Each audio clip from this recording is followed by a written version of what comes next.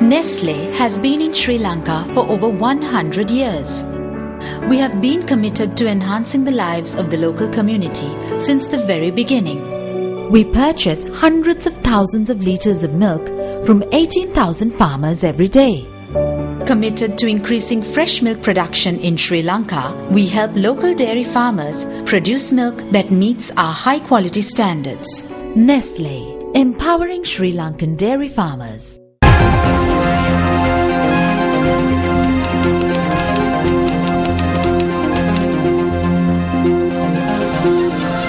A very good evening and welcome. This is Primetime News here on MTV Sports and Shakti TV. I'm Ramesh Rugal Bandara. And I am Nicola De Zoiza. We start off with a look at tonight's headlines.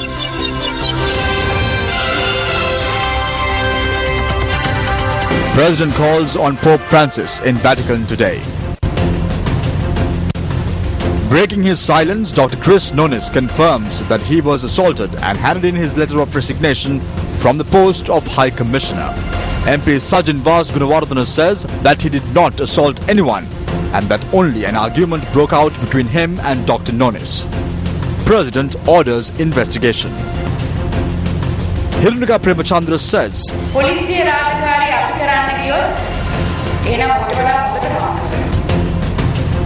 over 900 families in distress by flooding in Mathura. Sri Lanka cricket clinches gold in cricket in the 17th Asian Games.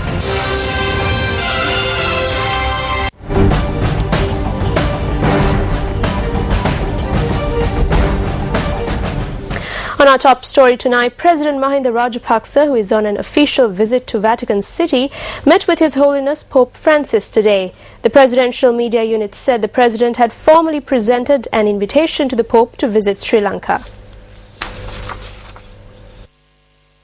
The delegation led by the President arrived at Vatican City at about 10:30 this morning local time, where they were greeted ceremonially and the President was accorded a guard of honour.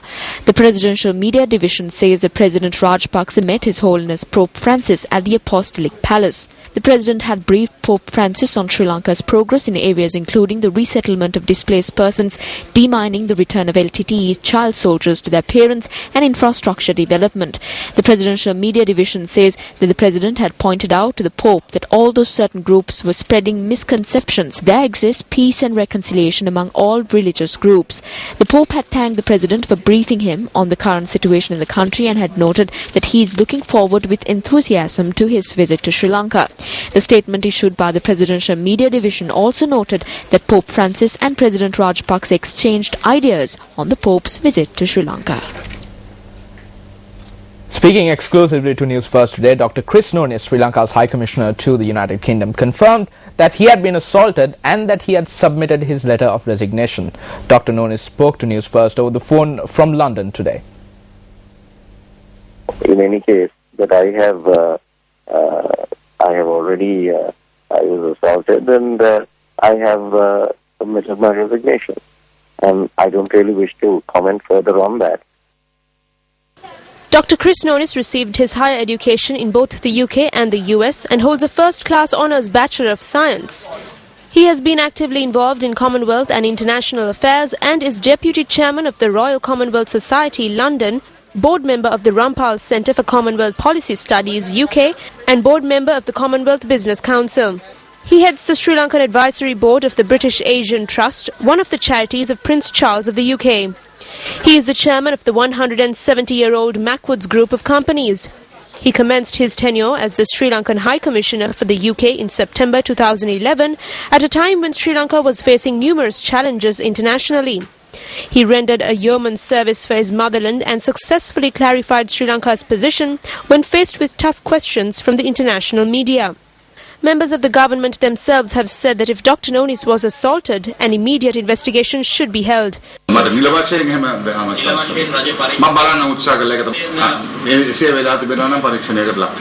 However, a government parliamentarian, Professor Rajiva Vijayasinghe, made revelations regarding a concerted effort to remove skilled diplomats in Sri Lanka's foreign service. Professor Vijayasinghe, in 2012, you penned an article, you made a prediction rather, that there was a conspiracy to chase away reputed diplomats in the Sri Lankan Foreign Service. Do you see that prediction becoming reality today? Well, I think it's certainly true that there were elements in the foreign ministry, principally I think Shaniko Seneviratne, who was the additional secretary at the time, who was determined to destroy our foreign policy. And this makes me very sad, because in 2009, not only did a military victory, won a very substantial victory in Geneva under the leadership of Danja Tilaka. But he was sacked soon after, and indeed Shaniko, while in London, had said the year before that she was going to replace Diane in Geneva the following year. Now, after that, Tamara Kundanayakam was sacked in 2012, after she had actually worked very hard to try and improve our situation, as some foreign ambassadors told me. But then she was sacked.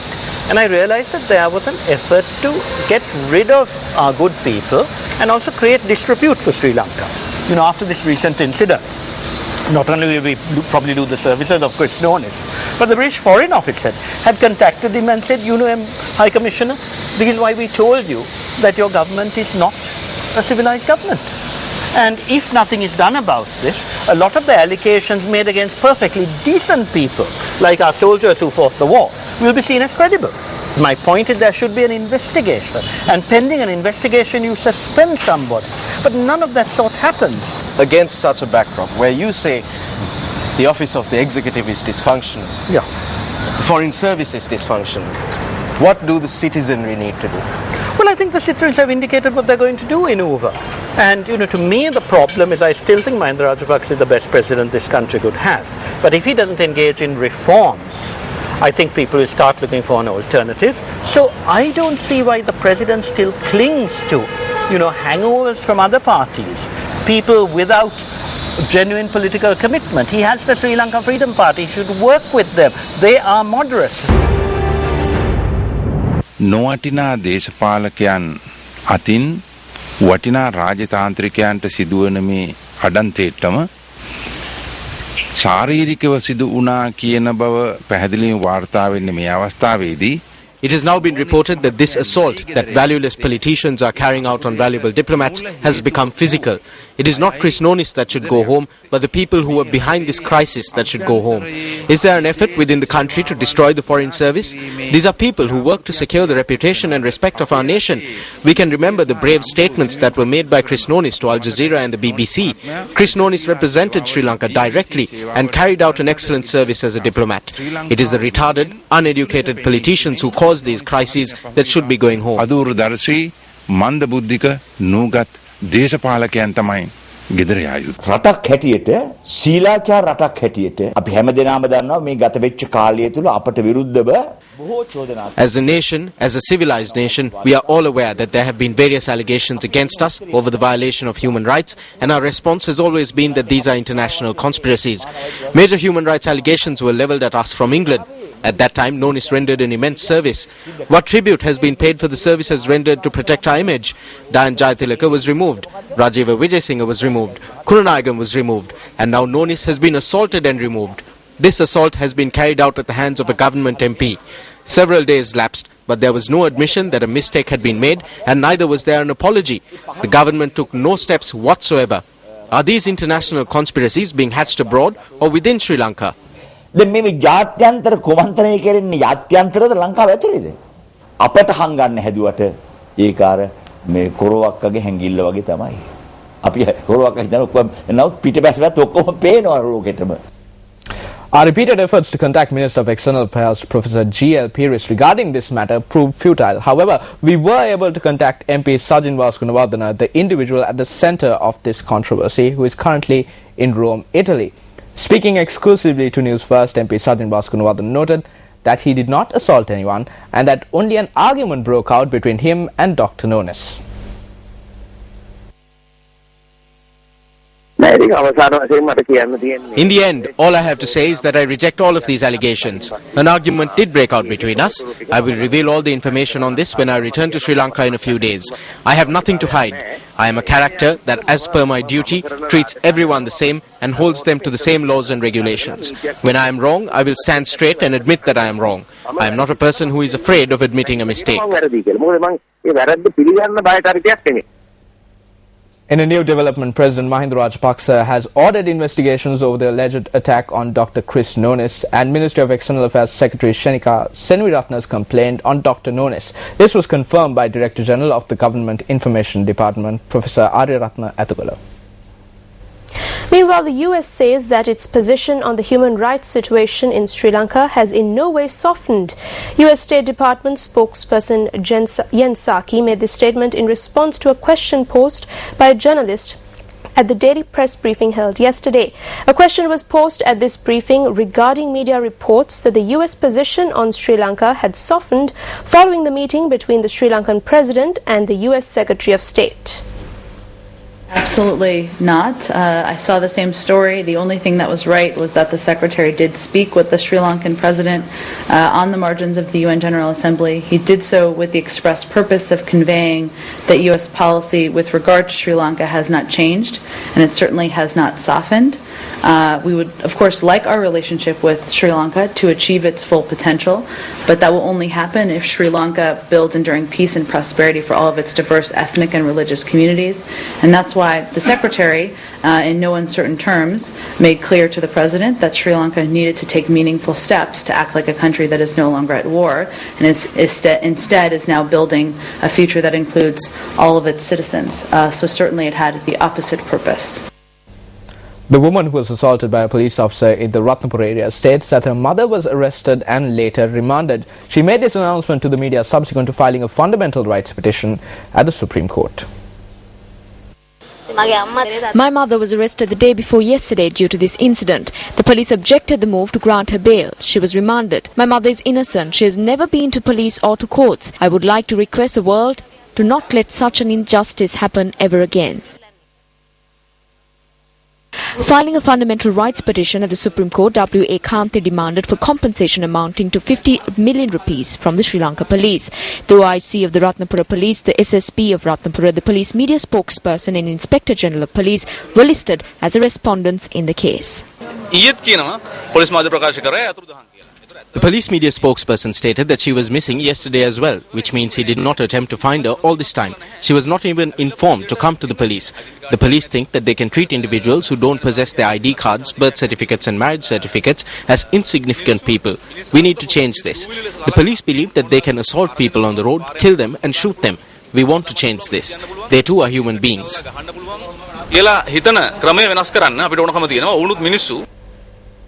Senior Minister Ratnasiri Wickramanayake commented on the current situation in the country during an event held in Horana today.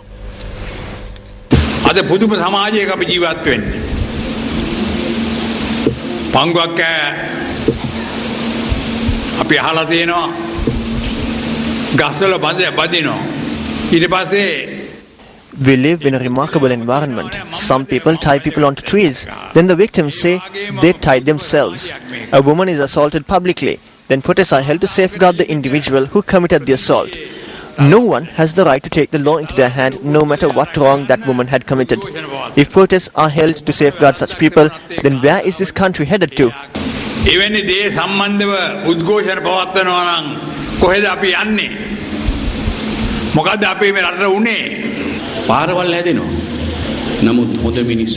Roads are being made, but it is difficult to make good people.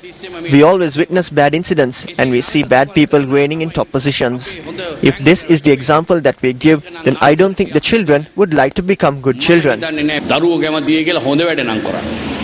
Senior Minister and parliamentarian shared these thoughts when they attended a special function to declare open the administrative building of the Takshila Central College in Horana. Over 300 houses have been inundated in the Hittari area in Mathura and its surroundings due to inclement weather. Assistant Director of the Disaster Management Centre, Pradeep Kodippilli, noted that nearly 950 families have been affected as a result of this inclement weather. The Disaster Management Centre noted that the inundation took place due to the drainage system in the area being blocked.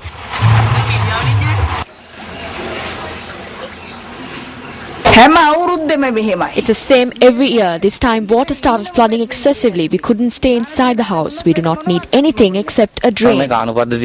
Everything will be solved if they just clean the drains and allow the water to flow through the drains. Our correspondent in the area noted that a number of affected persons have sought refuge at the Gunaratna Mutalinda Pirivena in Hittatiya. The weather forecast for the next 36 hours states that showers or thunder showers could be experienced in a number of areas across the country. Minister Mervyn Silva says that there was a conspiracy to remove him from politics. He made this statement during a function held in Kadawatha. මට අවුරුද්දයි මාස දෙකක් මම කැලණිය සංවිධායකකමින් ඉල්ලාස් වෙලා හේතුව මට ලැජ්ජාව කියන එක තියෙනවා. I stepped down from the position of organizer of Kalaniya and did not assume this position for 1 year and 2 months. D.B. Jatilaka was the first member to be elected to the State Council from Kalaniya. He was someone who was fit to become the Prime Minister. The then Indian High Commissioner conspired against him to remove him from politics. They tried to do the same thing to me. They filed murder charges against me. I have never lied in my life and I never will.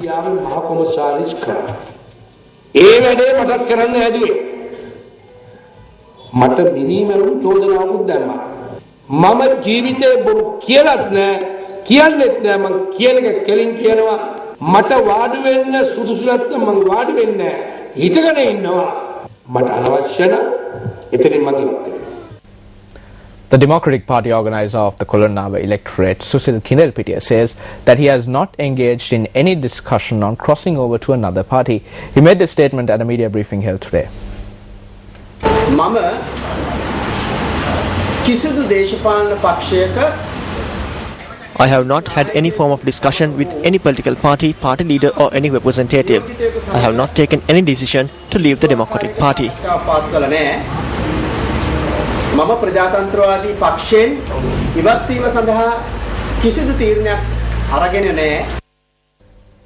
Western Provincial Councillor Hirunika Premachandra, who attended a function at Siddhartha College in Sedawatta Vellampitiya, shared these thoughts on the police media spokesperson's reaction to revelations made by her on drug trafficking.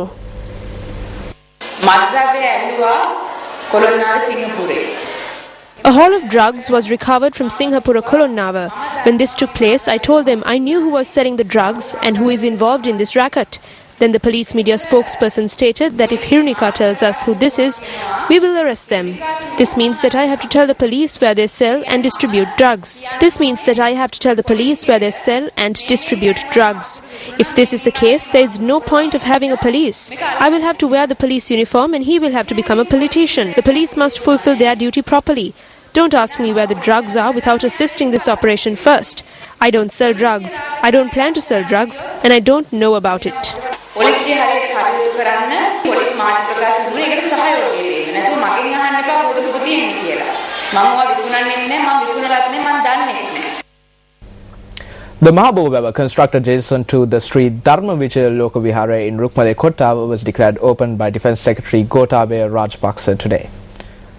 A Gamadu ceremony was also held parallel to the opening of the Mahabubha Weber, invoking blessings on the people and the country. The Mahabubha Weber has been constructed with the support of the Ministry of Defence and Urban Development and spans an area of 5 acres. Minister of Water Supply and Drainage Dinesh Gunawardena engaged in a tour of Kilinochchi today. The minister, who arrived at the Iranamadu airport at 9 a.m. later toured several areas in Kilinochchi. The minister also toured the Punarin area and inspected the plot of land on which a water tank is to be constructed. He then held a meeting at the Kilinochchi Cooperative Hall.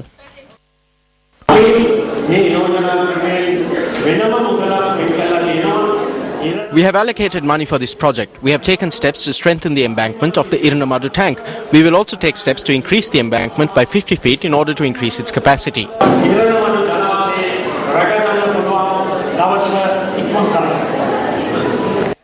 The minister also stated that funds have been allocated to develop the Iranamadu tank.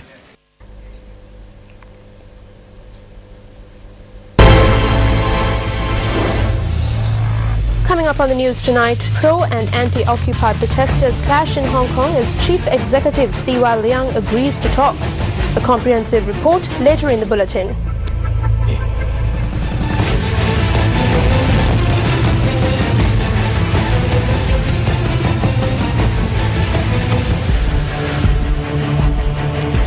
in business news, Minister of Petroleum Industries Anura Priyadarshana Yapa says there is no need to introduce a pricing formula for fuel as current oil prices are positive.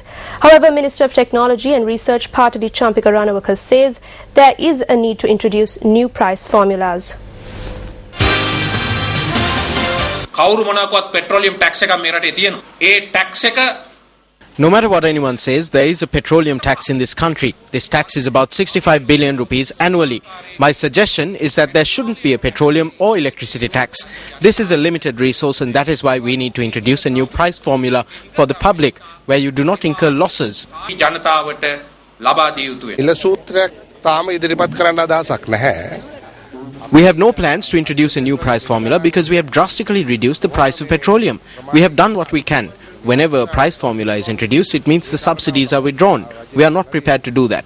We think that we have a better price when compared to other Asian countries. සානාධාර ටික ඉවත් වෙන එක. ඉතින් මම හිතන්නේ අපි දැනට ඒක කරන්න සූදානම් වෙනවා කියලා. අපි හිතනවා දැනට තියෙන මිල ප්‍රමාණය හොඳ මිලක් අපේ ආසියාවේ අනිකුත් රටවල් එක ගන්නකොට ලංකාවේ උදවියට කියලා. Welcome back to the news. Staying in more local news, veteran diplomat Dr. Dan Jayathilaka says that the constructive empowerment of the youth has to start from where we are. He made this statement at the annual UN Day celebrations of the Overseas School of Colombo, which were held in Colombo this morning.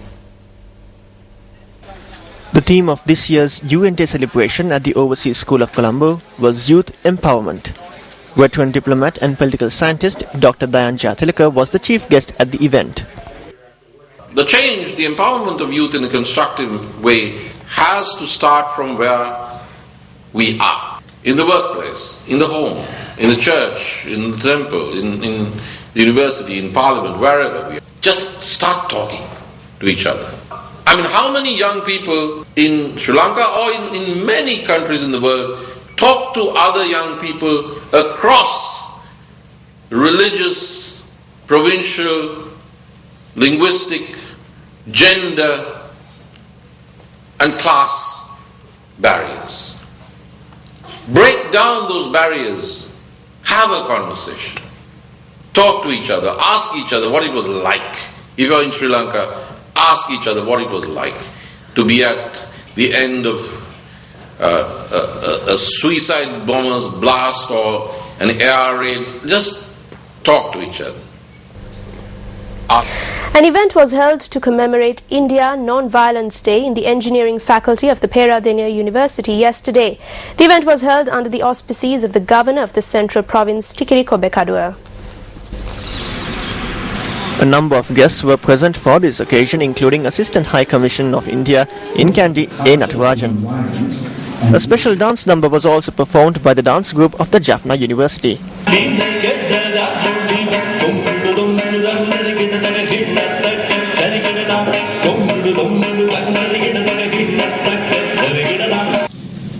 Non-violence is the greatest force at the disposal of the mankind. It is mightier than the mightiest weapons of destruction. World peace through non-violence is neither absurd nor unattainable. All other methods have miserably failed.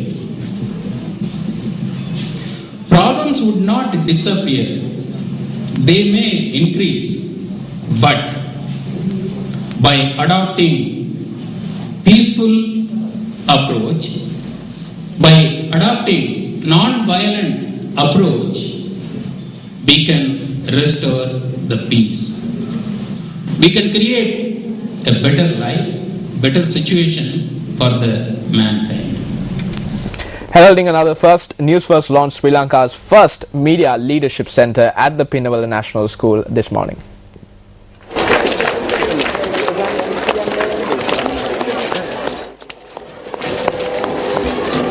The Media Leadership Centre was declared open this morning under the auspices of Group Director of the Capital Maharaj Organisations, Shevan Daniel.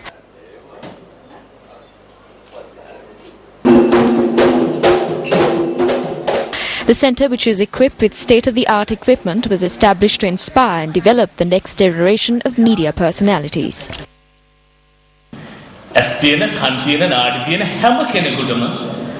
Everyone who has eyes, ears and a pulse feels the effect of the media.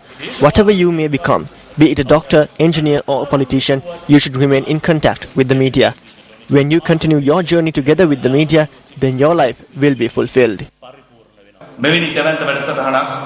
ශ්‍රී ලංකාවේ කිසිදු මාධ්‍ය ආයතනයක් ක්‍රියාත්මක කළා නැහැ. අපිට වඩා ඉක්මන් ගමනක් යන්නට ශ්‍රී ලංකාවේ නව මාධ්‍ය No other media institution in the country has launched such a massive campaign. Your media journey has entered the fast track. We hope that the children will make use of this opportunity to create a better media culture in the country. මාධ්‍ය කලාවක් බිහි කරන්නට මේ පාසලේ දරුදරියන්ට වගේම මේ පාසල අවට ඉන්නා වූ දරුදරියන්ටත් මෙමගින් අවස්ථාව ලැබේවායි අප ප්‍රාර්ථනා කරනවා. මාධ්‍ය හසුරවන්න පුළුවන් කෙනාට නායකත්වයක් හසුරවන්න පුළුවන්. ඉතින් අපි හිතුවා මාධ්‍ය නායකත්ව මධ්‍යස්ථානයක් කියලා නම් කරලා A person who can handle the media can handle leadership as well. That is why we named this a Media Leadership Center and thought of carrying forward this campaign. This is media leadership. Do not be afraid of media or the mobile phone. This is the future. If we can triumph using this mobile phone, then you don't need oil fields or diamond mines. This is enough for Sri Lanka to triumph at the international level. What you have in the Media Leadership Center is not merely equipment. It is an opportunity. Exploit it. Make the maximum use of this opportunity. දුවදරුවනේ මේ මාධ්‍ය නායකත්ව ඒකකයේ තිබෙන ඒ මෙවලම් නිකන් උපකරණ නෙමෙයි. ඒ අවස්ථාවක්. ඒ අවස්ථාවෙන් උපරිම ප්‍රයෝජනය ගන්න. දරුවන්ගේ ඉදිරි අනාගතය ගැන හිතලා ඔවුන්ට යහපතක් දෙන්න. For as long as we can remember, the Sirasa Media Network has been working tirelessly for the benefit of the future generation. The Sirasa Media organization brought in new concepts. We promise to accomplish everything you hope for through this center. මෙවැනි පරිත්‍යාගයන් තුළින් ඔබ බලාපොරොත්තු වෙන සියලු දේවල් අපේ පාසල් පද්ධතිය තුළින් අපි ඉෂ්ට කරන්න පුළුවන්.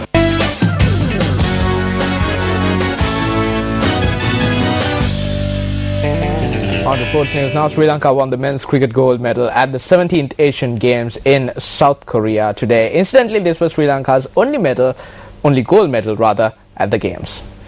The men's cricket event was introduced at the 2010 Asian Games, which now the Asian Games was inaugurated in 1951.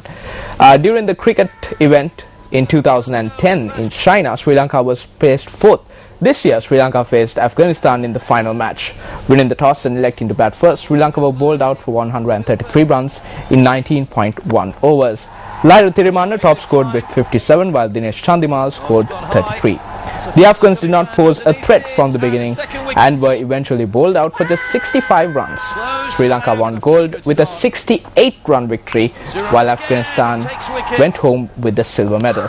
Sri Lanka has won 11 gold medals in total in the history of the Asian Games, with 10 of them being in athletics. This is therefore Sri Lanka's first gold medal in any other event other than athletics in the Asian Games history. Of the medals. Ladies and gentlemen, please rise.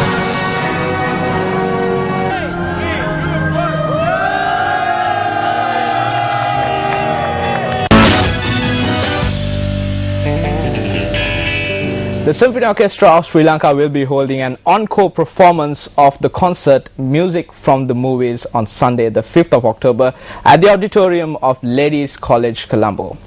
The performance will feature scores from blockbusters like James Bond and Mission Impossible, and we'll also see performances inspired by classics like The Sound of Music and Les Miserables.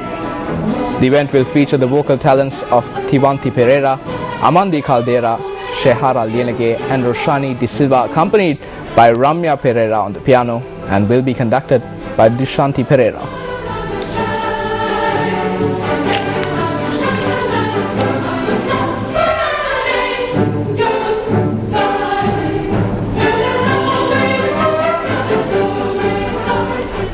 What were the key moments this week internationally? We'll leave you tonight with a look at how these moments were captured on the lenses of photographers across the globe. For the Newsfirst team, I'm Ramesh Rugal Bandara. And I'm Nicola D'Souza. Good night and take care.